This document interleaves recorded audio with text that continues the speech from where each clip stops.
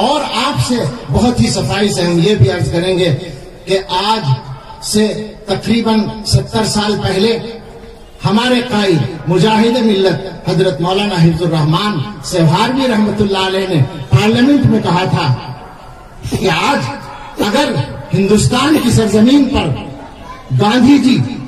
جواہر لال نہرو اور سردار پٹیل کو کوئی حق حاصل ہے تو وہی حق حسین احمد، کفایت اللہ اور حفظ الرحمان کو بھی حاصل ہے، اور اس حق کو کوئی چھین نہیں سکتا۔ آج یہ